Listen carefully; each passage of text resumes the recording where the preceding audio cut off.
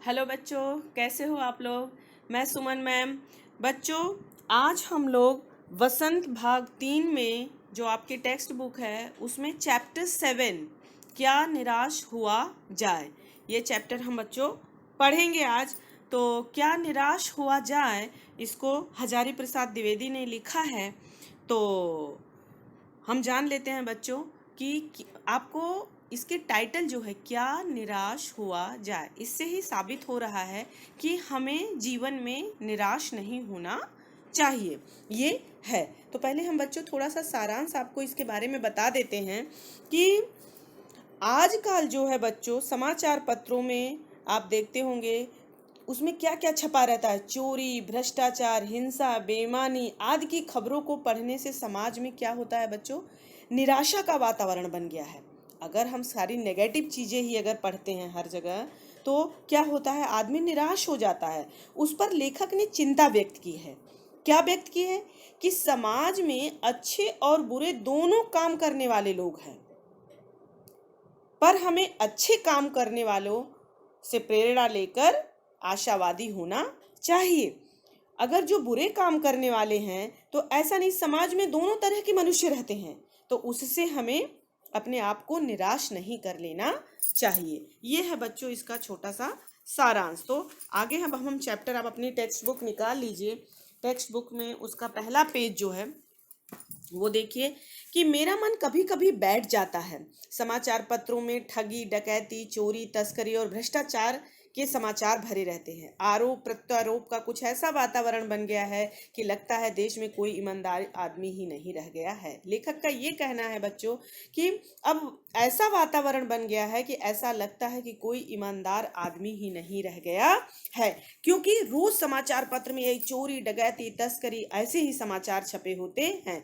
हर व्यक्ति संदेह की दृष्टि से देखा जा रहा है, और कोई अच्छा भी इंसान है हर व्यक्ति को आदमी संदेह की दृष्टि से देखता है। जो जितने ही ऊंचे पद पर है उनमें उतने ही अधिक दोष दिखाए जाते हैं, और जो इंसान जितनी ऊंची पद पे बैठा हुआ है उसमें उतना ही दोष लोग दिखाते हैं। एक बहुत बड़े आदमी ने मुझसे एक बार कहा था कि इस समय सुखी वही है जो कुछ नहीं करता है। लेखक से एक बार किसी आदमी ने कहा था कि सुखी वही इंसान है जो कुछ करता नहीं है। जो कुछ भी करेगा उसमें लोग दोष खोजने लगेंगे। यदि वो कुछ करना भी चाहेगा तो लोग उसमें सबसे पहले क्या ढूंढते हैं, उसके दोष। उसके सारे गुण भुला दिए जाएंगे और दोषों को बढ़ा चढ़ाकर दिखाया जाने लगेगा। आप बच्चों मीडिया में ही ले लो, टीवी में न्यूज़ को ही ले लो कि हमारे यहाँ की मीडिया ऐसी है कि किसी के गुण को कम उसके दोषों को बहुत ही प्रोपेगेंडा करती है और बढ़ा चढ़ा करके दिखाती है, और उसके गुणों को भुला दिया जाता है। तो लेखक ये कहना चाहता है कि दोष किसमें नहीं होते हैं। यही कारण है कि हर आदमी दोषी अधिक दिख रहा है, गुणी कम या बिल्कुल ही नहीं है। यही कारण है कि उसके दोषों को इतना बढ़ा चढ़ा के प्रोपेगेंडा करके बताया जाता है कि हर व्यक्ति में दोष अधिक दिखाई दे रहा है और उसका गुण बिल्कुल ही दिखाई नहीं देता।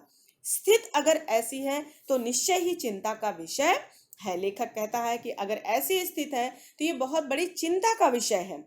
क्या यही भारतवर्ष है जिसका सपना तिलक और गांधी ने देखा था? क्वेश्चन मार्क लगा हुआ है बच्चों, टेक्स्ट बुक में देखना कि क्या बाल गंगाधर तिलक और महात्मा गांधी जी ने यही सपना देखा था? उनके सपनों का भारत ऐसा है?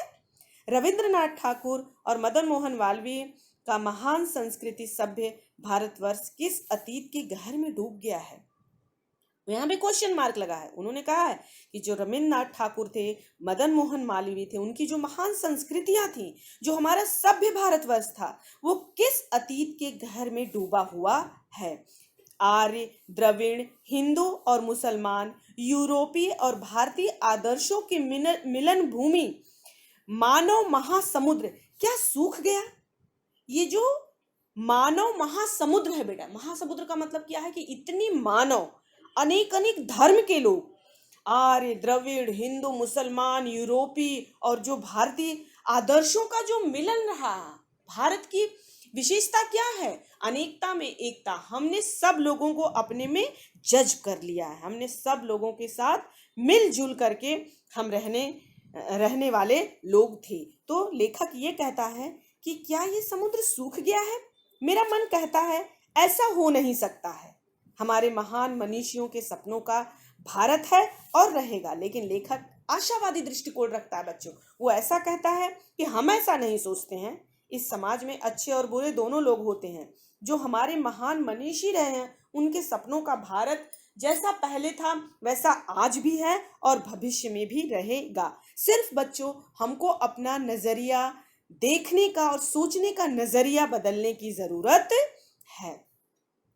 यह सही है कि इन दिनों कुछ ऐसा माहौल बना है कि ईमानदारी से मेहनत करके जीविका चलाने वाले निरीह और भोले भाले श्रमजीवी पिस रहे हैं और झूठ तथा फरेब का रोजगार करने वाले फल फूल रहे हैं। बच्चों, आज लोग कहते हैं ना कि ये कलयुग है, इसमें जो है जो झूठ बोलेंगे फरेब करेंगे वही फलेंगे फूलेंगे, और जो ईमानदार और मेहनत करने वाले मुश्किल से अपनी जीविका चलाने वाले हैं वही लोग पिस रहे हैं। पर ईमानदारी को मूर्खता का पर्याय समझा जाने लगा है। जो ईमानदार लोग हैं उनको लोग कहते हैं कि ये मूर्ख लोग हैं, और जो थोड़े झूठी फरेबी होते हैं उनको सब सही कहते हैं। सच्चाई केवल भीरू और बेबस लोगों के हिस्से पड़ी है। जो बेबस है, भीरू, ईमानदार है, ऐसे ही लोगों के हिस्से सच्चाई पड़ी हुई है। ऐसी स्थिति में जीवन के महान मूल्यों के बारे में लोगों की आस्था ही हिलने लगी है। अब लोगों के जो जीवन के बच्चों महान मूल्य हैं, ईमानदारी, सच्चाई, मेहनत, परोपकार, ऐसा लगता है कि उनकी जो आस्था है बच्चों उस पे अब चोट हो रहा है, वो हिलने लगी है। नेक्स्ट पेज पे आते हैं, टर्न योर पेज। भारतवर्ष ने कभी भी भौतिक वस्तुओं के संग्रह को बहुत अधिक महत्व नहीं दिया है। उसकी दृष्टि से मनुष्य के भीतर जो महान आंतरिक गुण स्थिर भाव से बैठा हुआ है वही चरम और परम है।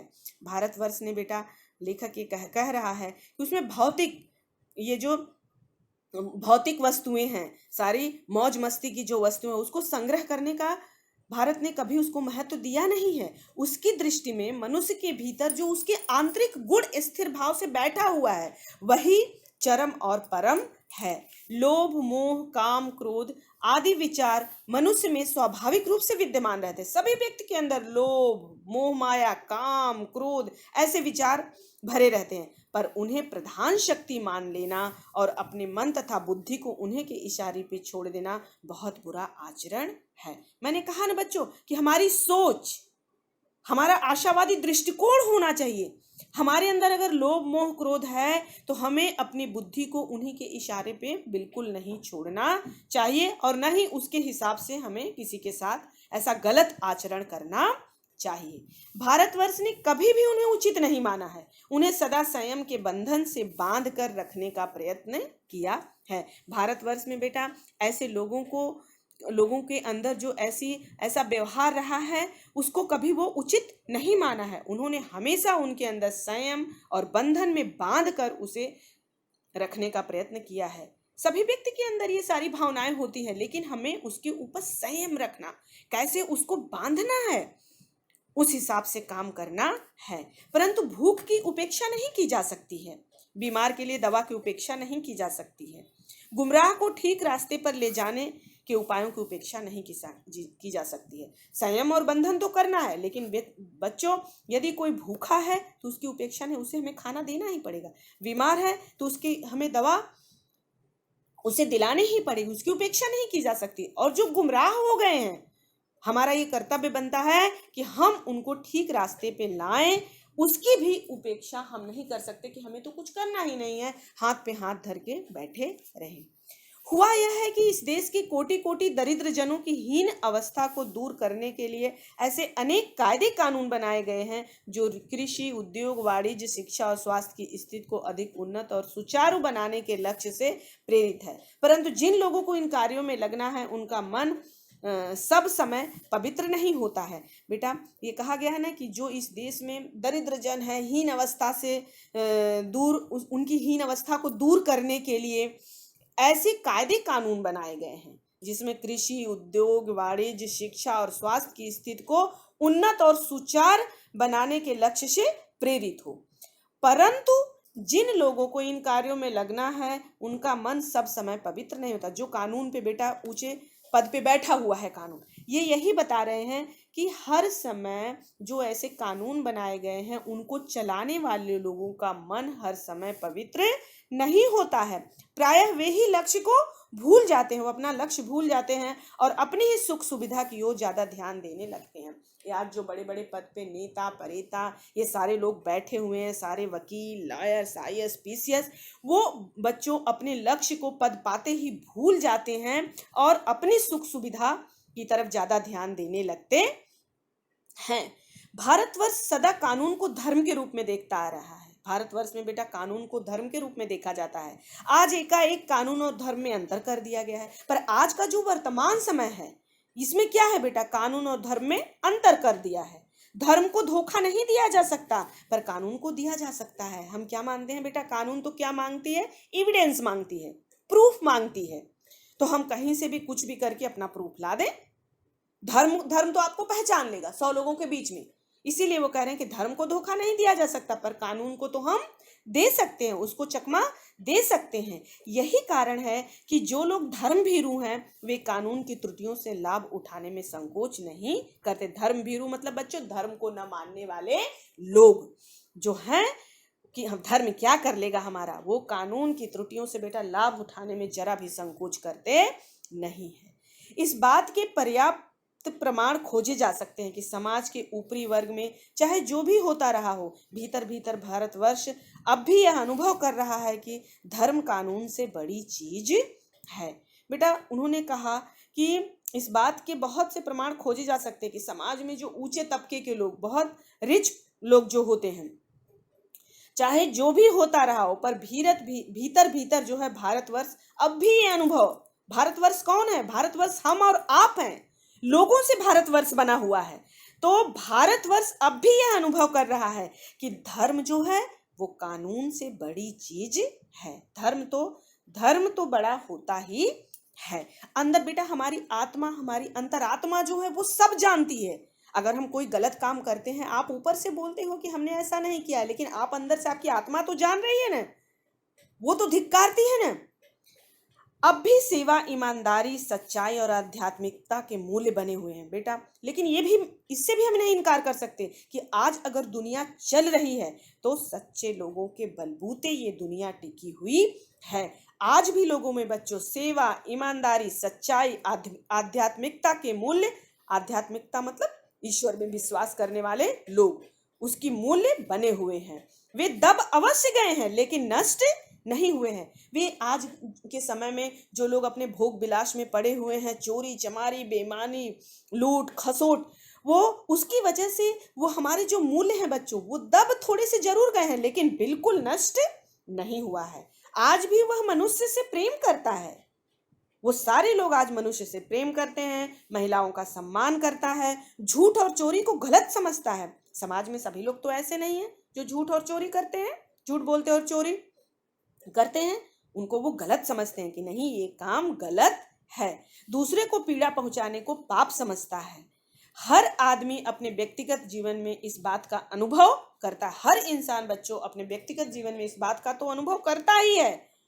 समाचार पत्रों में जो भ्रष्टाचार के प्रति इतना आक्रोश है, जो समाचार पत्र में बच्चों इतनी भ्रष्टाचार के रूप में जो सारे समाचार छपे रहते हैं, उसके प्रति जो हमारा आक्रोश है वह यही साबित करता है कि हम ऐसी, बच्चों टर्न योर पेज, कि हम ऐसी चीजों को गलत समझते हैं और समाज में उन तत्वों की प्रतिष्ठा कम करना चाहते हैं जो गलत तरीके से धन या मान संग्रह करते हैं। बच्चों समाज में ऐसे लोग अभी हैं कि उन तत्वों को हम गलत समझते हैं और उन तत्वों की प्रतिष्ठा भी कम करना चाहते हैं जो गलत तरीके से धन और अपने मान सम्मान का संग्रह करते हैं। हमें बच्चों मेहनत और ईमानदारी से ये करना है। तो लेखक का मानना यही है कि आज का जो ये अभी कलयुग का समय चल रहा है, लोग कलयुग इसको कह रहे हैं कि कलयुग अपनी चरम सीमा पे है, लेकिन उसके बाद भी लोगों के मन में ऐसे चीज़ों को जो गलत ढंग से धन संग्रह किया गया है, हम उसे सही नहीं मानते हैं। दोषों का पर्दाफाश करना बुरी बात नहीं है। अगर किसी के अंदर दोष है बच्चों, हमने देखा ना कि दोषों का लोग ज्यादा प्रोपोगंडा करते हैं, लेकिन लेखक यहाँ पे क्या कह रहा है कि दोषों का पर्दाफाश करना बुरी बात नहीं है, दोषों का पर्दाफाश होना चाहिए। बुराई यह मालूम होती है कि किसी के आचरण के गलत पक्ष को उद्घाटित करके उसमें रस लिया जाता है, पर उसमें बुराई क्या है बच्चों कि दोषों का पर्दाफाश करो लेकिन उसके गलत पक्ष को उद्घाटित करके लोग, आधा से ज्यादा लोग उसमें मजा लेने वाले होते हैं। अच्छा हुआ, ऐसा हुआ, उसके साथ ऐसा ही होना चाहिए। लोग उसमें मजा और रस लिया करते हैं और दोषोद्घाटन को एकमात्र कर्तव्य मान लिया जाता है और लोगों का दोष का पर्दाफाश करना यही अपना वो कर्तव्य मान लेते हैं। बुराई में रस लेना बुरी बात है, अच्छाई में उतना ही रस लेकर उजागर न करना और भी बुरी बात है। देखो बच्चों, अगर किसी की बुराई हो रही है तो उसमें रस लेना जो है ये तो बुरी बात है, रस लेना ही नहीं चाहिए, लेकिन लोग रस लेते हैं। लेकिन अगर किसी व्यक्ति के अंदर अच्छाई है तो उसका रस लेकर उजागर न करना और भी बुरी बात है। और ये अक्सर देखा जाता है कि व्यक्ति की बुराइयों को दिखाया जाता है, लेकिन अगर उसकी अच्छाई है तो उसे दबा दिया जाता है। अगर वो दबा दिया जाता है तो उससे बड़ा पाप तो कुछ होगा ही नहीं। कि अगर उसकी अच्छाई को उजागर न करना ये तो सबसे बुरी बात है। सैकड़ों घटनाएं ऐसी घटती हैं जिन्हें उजागर करने से लोक चित्त में अच्छाई के प्रति अच्छी भावना जगती है। सैकड़ों घटनाएं ऐसी घटती हैं बेटा कि अगर हमारे मन में, हमारे चित्त में अच्छी अगर हमारी भावना है तो उससे अच्छी बातों का संदेश जाता है। एक बार, अब लेखक एक घटना बता रहा है कि एक बार रेलवे स्टेशन पे टिकट लेते हुए गलती से मैंने 10 के बजाय 100 रुपए का नोट दिया और मैं जल्दी जल्दी गाड़ी में आकर बैठ गया। थोड़ी देर में टिकट बाबू उन दिनों के सेकंड क्लास के डिब्बे में हर आदमी का चेहरा पहचानता हुआ उपस्थित हुआ। उसने मुझे पहचान लिया और बड़ी विनम्रता के साथ मेरे हाथ में 90 रुपए रख दिए और बोला, यह बहुत गलती हो गई थी, आपने भी नहीं देखा, मैंने भी नहीं देखा। उसके चेहरे पर पवित्र संतोष की गरिमा थी। मैं चकित रह गया। बच्चों, लेखक की कहानी बताता है कि रेलवे स्टेशन पे एक बार कहीं वो यात्रा कर रहा था और जल्दी जल्दी में उसने 100 रुपए का टिकट 10 रुपए का टिकट लिया और 100 रुपए का नोट उसको दिया, लेकिन जल्दी जल्दी में वो पैसा देना वो भूल गया और ये महाशय भी आकर के गाड़ी में बैठ गए। लेकिन जैसे ही टिकट बाबू वो सेकंड क्लास में आया तो इस आदमी को, पहले क्या होता था, लोग जो यात्राएं करते थे आदमी हर आदमी को पहचानता था, पहचाना और उसने बोला, बड़ी विनम्रता से बोला कि आप अपने 90 रुपए लीजिए, गलती हो गई थी, आपने भी नहीं देखा और मैंने भी नहीं देखा। और ये देख करके बेटा लेखक कहता है कि उसके चेहरे पे एक विचित्र संतोष था कि अरे आज भी अच्छाई है। बच्चों, अच्छाई है तो ही ये हमारा देश, हमारा समाज टिका हुआ है। मैं चकित रह गया, उसको बहुत आश्चर्य हुआ। कैसे अब लेखक कहता है, कैसे कहूं कि दुनिया में सच्चाई और ईमानदारी लुप्त हो गई है। ऐसी घटना होने के बाद लेखक ये कहता है कि मैं ऐसे कैसे कह दूं कि दुनिया में से सच्चाई और ईमानदारी खत्म हो गई है। वैसे अनेक अवांछित घटनाएं भी हुई हैं, परंतु यह एक घटना ठगी और वंचना की अनेक घटनाओं से अधिक शक्तिशाली है। अनेक ऐसी बेटा लोगों के जीवन में घटनाएं घटती हैं, अवांछित घटनाएं, परंतु बेटा यह एक घटना ठगी और वंचना की अनेक घटनाओं से अधिक शक्तिशाली है। अब कौन सी लेखक के साथ ठगी और वंचना की घटना हुई? वंचना मतलब धोखा देना। उसको हम बच्चों अगले पार्ट में, ये वीडियो का फर्स्ट पार्ट है बच्चों, इसके अगले पार्ट में मैं आप लोगों को समझाऊंगी। आशा करती हूँ कि जितना मैंने समझाया है आप लोगों को अच्छी तरह से समझ में आ गया होगा। बच्चों, आप लोग अपनी टेक्स्ट बुक जरूर रीड करना। वीडियो देखने के बाद 1 बार, 2 बार, 3 बार, जहाँ तक मैंने पढ़ाया है उसको समझना और गुनना। अगर कुछ नहीं समझ में आएगा तो आप हमें कॉल करके पूछ सकते हैं। धन्यवाद।